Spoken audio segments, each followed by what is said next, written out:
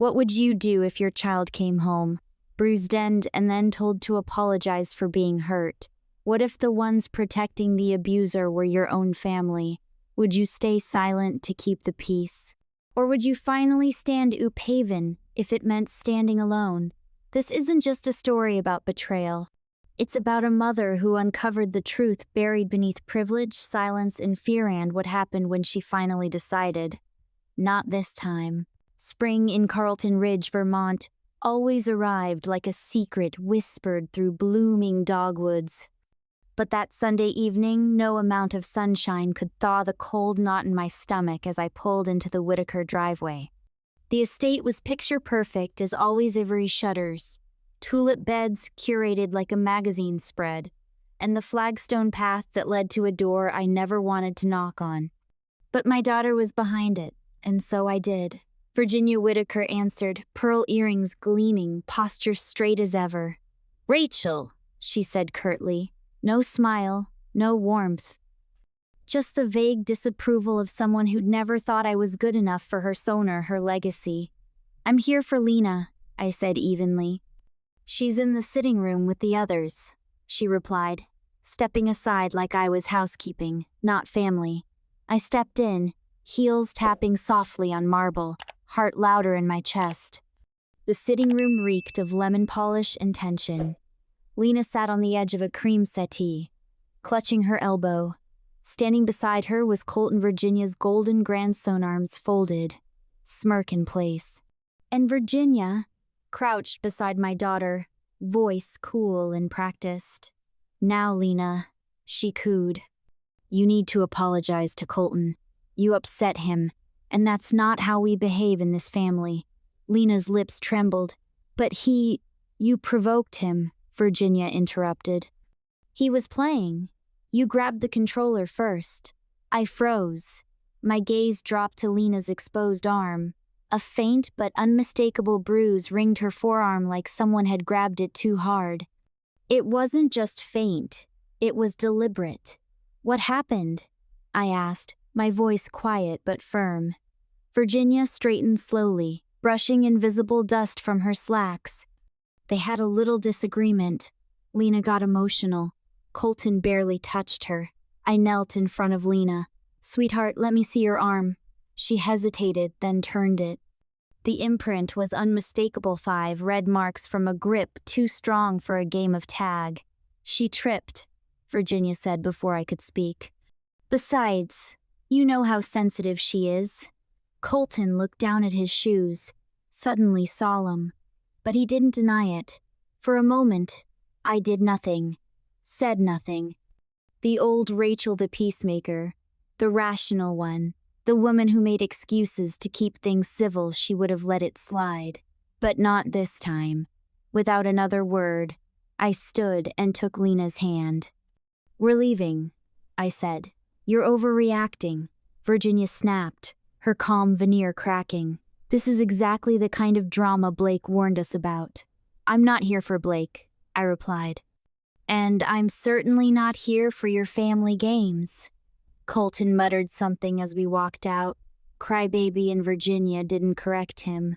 Lena didn't say a word until we got in the car. Then she whispered, "I didn't do anything, Mom." I squeezed her hand, heart aching. "I know, honey, I believe you." And in that moment, I knew the Whitakers hadn't won. Not this time. They thought silence was surrender.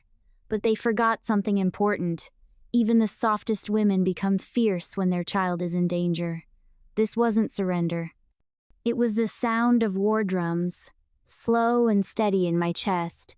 After the divorce, I did everything I could to keep things civil for Lena's sake. Blake and I had unraveled slowly. He was the kind of man who never raised his voice but managed to make you feel like you were constantly interrupting something more important. His family ran Whitaker and Company, a high-end real estate firm with generational money and even deeper expectations. I was the outsider, the illustrator who worked from a cluttered home office and liked hot glue more than fine wine. We were never a match. Not really. But when Lena was born, I convinced myself we could become one. When the marriage ended, I didn't fight for the house. I didn't ask for alimony. I asked for one thing, to be the kind of co-parents Lena could be proud of. And for 3 years I tried. I let her go to their Sunday dinners. I packed her little suitcase for weekends at the Carlton Ridge estate. I smiled tightly when Virginia called her our little project, and corrected Lena's posture like she was auditioning for royalty. But something shifted this past year. Lena stopped wanting to go. She'd come home quieter, more withdrawn, her appetite dipped. The sparkle that made her Lenathi girl who wore tiaras with pajamas and named all her pencils began to dull. One Friday before a scheduled visit, I found her staring at her open backpack, frozen. "What's wrong, baby?" I asked gently. She looked up, eyes wide and uncertain. "Do I have to go?" I crouched down, brushing a curl from her forehead. "It's just 2 nights, sweetheart. Grandma Virginia said your cousins will be there." Lena hesitated, then reached for a faded stuffed fox, Mr. Pickles. The stitching on one ear was loose, stuffing poking out. Without a word, she tucked him between her pajamas. It was a small thing, but it struck me like thunder. Lena only brought Mr. Pickles when she was scared. I'd chalked up her hesitation to normal kid nerves. Maybe she didn't like the food. Maybe she felt left out. I told myself it wasn't serious because I wanted it not to be serious. But when I looked back, the signs were everywhere. She flinched when Colton spoke loudly. She avoided hugs from Virginia. She often asked to sleep in my bed the night she came home, and I kept telling myself she was just tired. Now, that bruise, that forced apology, the way she looked at me in that moment like she was waiting to see whose side I would choose. I thought about all the houses I'd ever drawn, storybook cottages with warm windows and open doors. But the Whitaker home wasn't warm.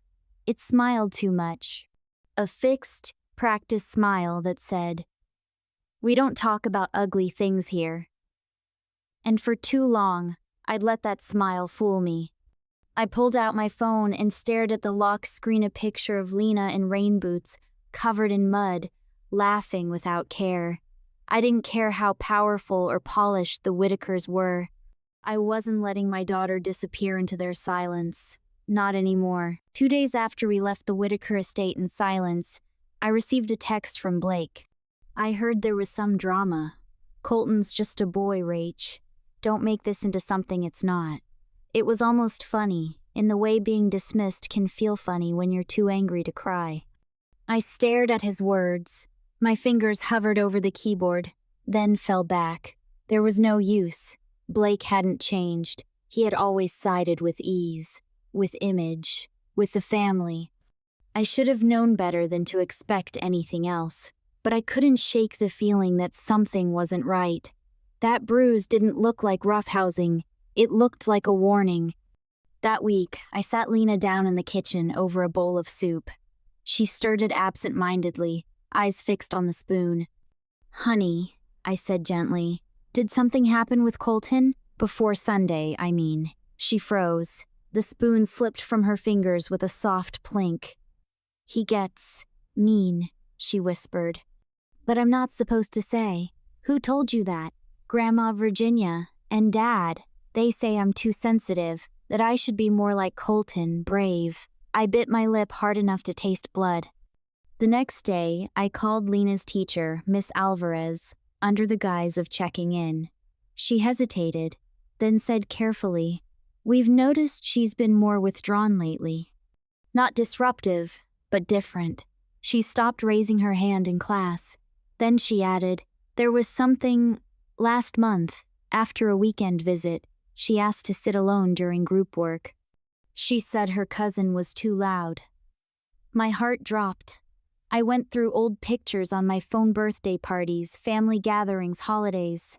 In every shot with Colton, Lena leaned away, her smile tight, her posture guarded. How had I missed this? 2 weeks earlier, they'd been at the Whitaker house for cousin weekend. That was the same weekend Lena came home unusually quiet and didn't want to go to ballet. That was also the weekend her hair smelled faintly like mildew. That night, When I gently asked Lena about the closet under the stairs, an old, windowless storage space off the Whitaker mudroom, she burst into tears. "I didn't listen fast enough," she said through sobs. "So Colton said I had to learn. He locked me in. For a long time. I felt my whole body go cold. And Grandma said not to make it a big deal, that it was a game, and I should stop exaggerating. Something in me snapped. I'd tried to be the polite ex-wife, the accommodating mother, the woman who kept peace. But peace had come at a cost. Lena's safety, her voice, her trust. I called Blake the next morning. My voice was low, measured. "You need to hear what Colton did to your daughter." But before I could finish, he cut me off. "I'm sure you misunderstood. Lena has an active imagination. She's dramatic, like you, like me." The words landed like a slap. "Are you hearing yourself?" I asked. "Your daughter was locked in a closet. It was probably a misunderstanding," he said flatly. "Besides, Virginia says Lena's been having behavioral issues. Maybe this is her way of acting out." And there it was, the script, polished, rehearsed. The child was too sensitive. The mother was unstable. The boy, just being a boy. I ended the call without another word. Then I opened a blank notebook. I wrote the date, the bruise, the confession, the call. I wasn't just documenting anymore. I was preparing. They wanted to pretend this was nothing, that I was overreacting. Again, but not this time. This time, I'd be ready to prove them wrong. That night, I couldn't sleep. The air in our house felt heavier, like it was carrying the weight of every time I told Lena, "Just be polite." Every time I'd handed her over to that house with a kiss on the forehead and a smile I didn't feel. I got up and sat on the floor beside her bed, watching her chest rise and fall in steady rhythm. Her stuffed fox, Mr. Pickles, was curled in the crook of her arm. His ear was nearly gone, now chewed, pulled, clung to during too many moments, when I wasn't there to hold her instead. I remembered how small she'd looked last summer, curled up in a blanket after a family weekend. She said she had a tummy ache. I'd brought her ginger ale and let her skip dinner. But what if it wasn't her stomach? What if it was fear?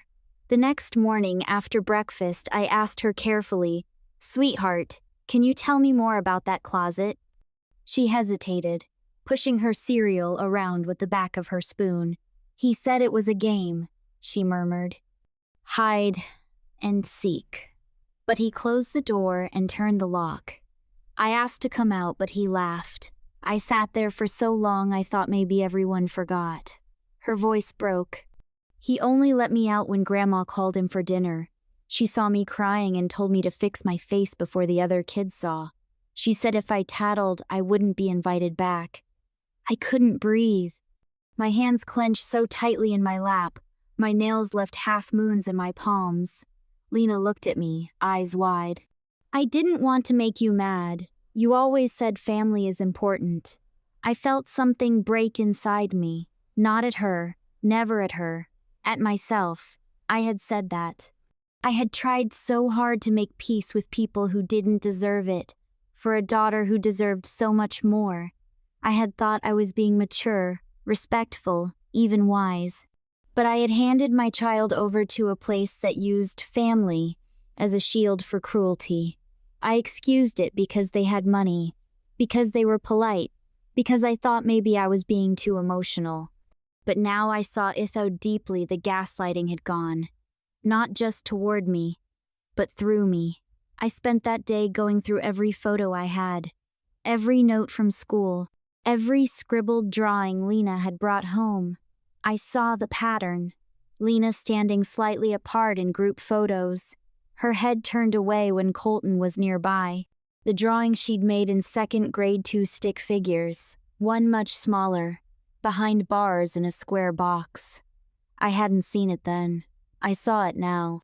And for the first time in years, I sat on the floor of my studio, surrounded by sketches and colored pencils, and cried like I hadn't cried since the divorce. Not for Blake, not even for Virginia, but for every time my daughter had looked at me and silently begged for help and I hadn't known how to see it. The silence in our house that evening was not peaceful. It was the sound of me waking up. The next morning, I opened the old metal file cabinet I'd kept under my desk since the divorce, the one labeled legal. Tucked behind custody paperwork and insurance forms was a card I hadn't looked at in years.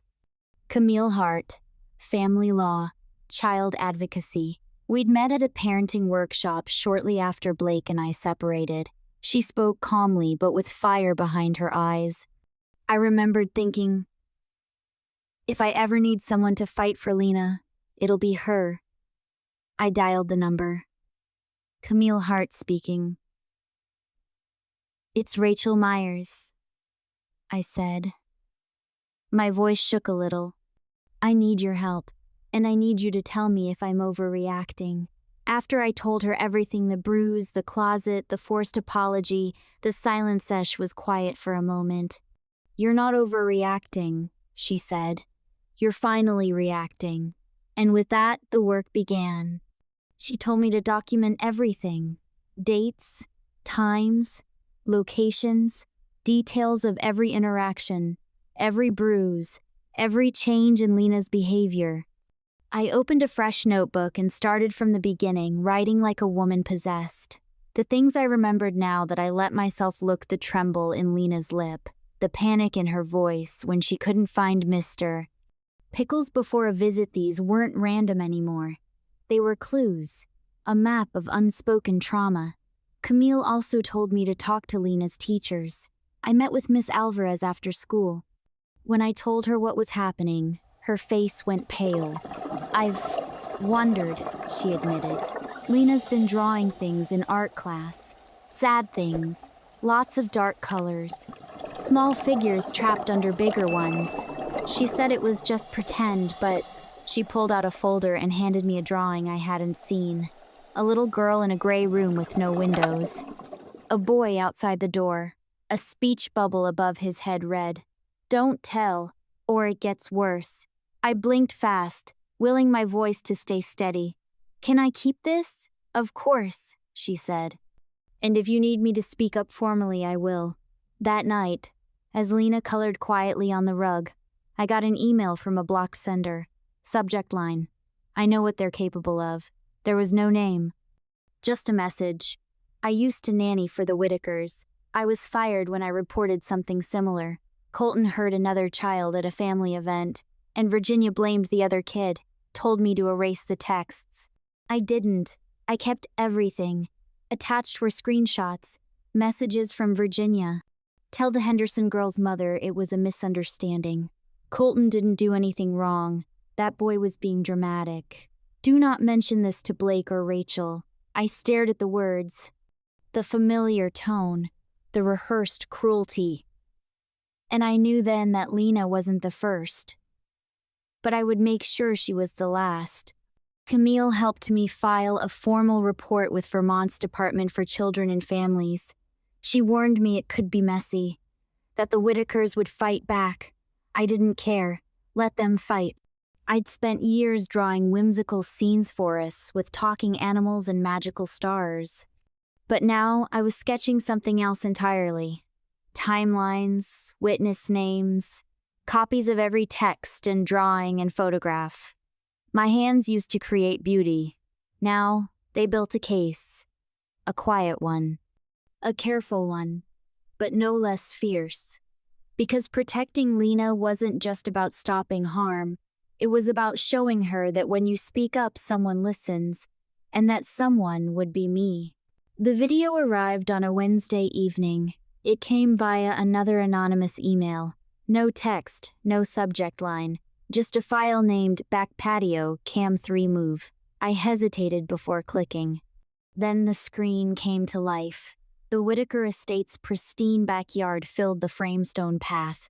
White benches, trimmed hedges. You could see Lena sitting on the ground, Colton standing over her, arms crossed. There was no audio, but the motion was unmistakable. He shoved her. She fell sideways. He grabbed her wrist. She tried to pull away.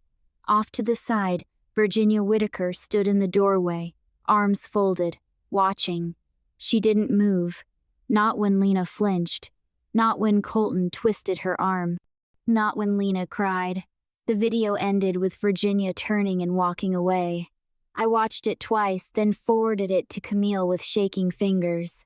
Me, we have proof. Camille, this changes everything. 2 days later, we were standing in a county courthouse 3 towns over, far from the Whitakers' usual judge and far from their influence. Blake sat beside Virginia in the front row, both impeccably dressed. Colton was there too, in a blazer too stiff for his frame, his face a mask of polished innocence. Only Lena was missing home with my sister. Safe, loved. Camille called our first witness, Miss Alvarez. Calm, steady, unwavering.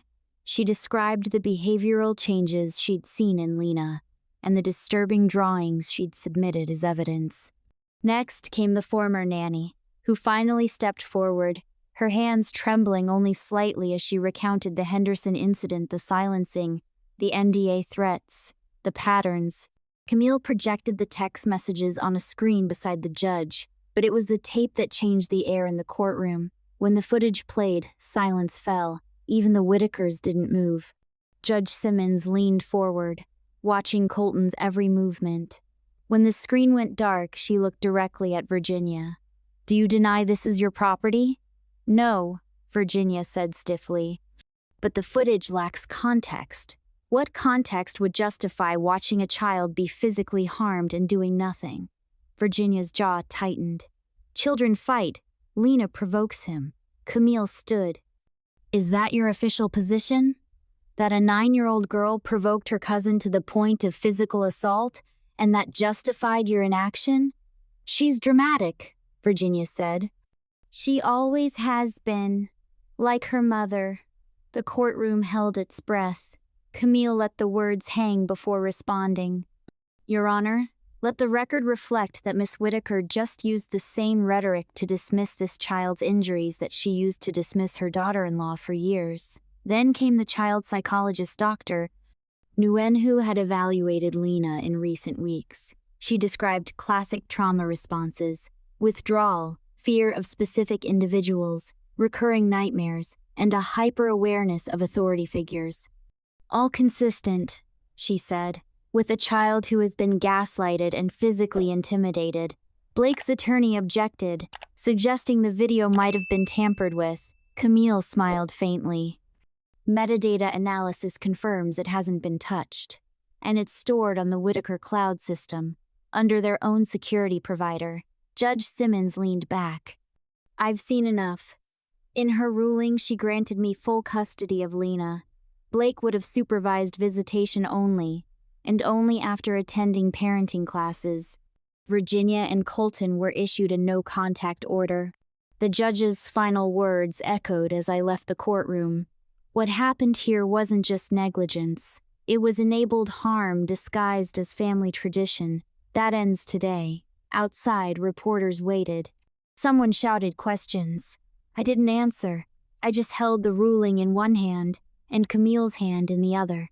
For the first time in years, I wasn't the one trying to be believed. I was the one who had proven it. 3 weeks after the ruling, I received a plain white envelope in the mail. Inside was a letter from the Vermont Young Writers Foundation. Lena's poem, "I'm Not Sorry," had won first place in their statewide competition for children under 12. I read it twice, then sat down on the couch and cried. Not out of sadness, but because I finally understood something I hadn't before. Lena wasn't just healing, she was transforming. Her words weren't bitter, they were brave. I used to say sorry when people hurt me, because I thought maybe I caused it. But now I say sorry only when I mean it, not when I'm told to be quiet. At 10 years old, my daughter had already grasped something most adults spend a lifetime unlearning. I watched her stand on a small stage in the state capitol auditorium the following month, reading those words aloud to a room full of strangers and smiling through her nervousness. She didn't fidget. She didn't flinch. She stood tall. Afterward, a local journalist approached me. "Is this the Lena Myers who's been at the center of that custody case?" I hesitated, then nodded. Yes, but today she's just a writer. They smiled. She's more than that. She's a voice. Back home, we celebrated with root beer floats and a living room dance party. Mr. Pickles, newly repaired with a matching blue bow tie, sat in a place of honor on Lena's bookshelf. I still received emails from Camille weekly. The former nanny had joined a support group for whistleblowers. 2 other families came forward with stories of being silenced by the Whitaker zone involving a summer camp incident eerily similar to Lena's. The cracks had become a fracture. Virginia stepped down from all public board positions. Blake quietly took a leave from Whitaker and Company. No apology, no public statement. But silence, sometimes, is its own kind of admission. And that was enough. For now. One evening, Lena asked if we could go stargazing. We drove outside the city limits and laid out a blanket beneath the wide Vermont sky. The stars were just beginning to puncture the darkness. She pointed at one especially bright one. That one's mine. Oh yeah? I smiled. What's it called? She thought for a second. Truth, because it's always there, even if you can't see it right away. Silence settled between us, warm and full. After a while, she asked quietly, "Do you think Colton will ever say sorry?" I didn't answer right away. "I don't know, sweetheart," I said. "Sometimes people aren't ready to admit they've hurt someone. Sometimes they never are." She nodded slowly. "That's okay. I don't need a sorry anymore." "Why not?" She turned to me, her eyes clear. "Because I know it wasn't my fault." There it was. The thing I'd fought for, not just legal custody, not just protection, but this, the unshakable knowledge in my daughter's heart that she was never to blame for being hurt, that she had a right to her voice, to her body, to her story. Later that week, I published a new blog post titled, "The Bruise They Couldn't Explain." It didn't name names. It didn't need to. It was about breaking the cycle of silence, about choosing to believe our children the first time they speak, about how protecting them means being willing to burn bridges that should never have been built. The post went viral. Other parents reached out, some with stories too painful to share publicly, others with questions about how to begin. I replied to every message. And then one day, I received an email from a publisher. "We believe your story can become a book, not just a memoir, but a map. Would you consider writing it?" I stared at the screen for a long time. Then I clicked reply. Yes, because the world needs more lights that refuse to apologize for shining.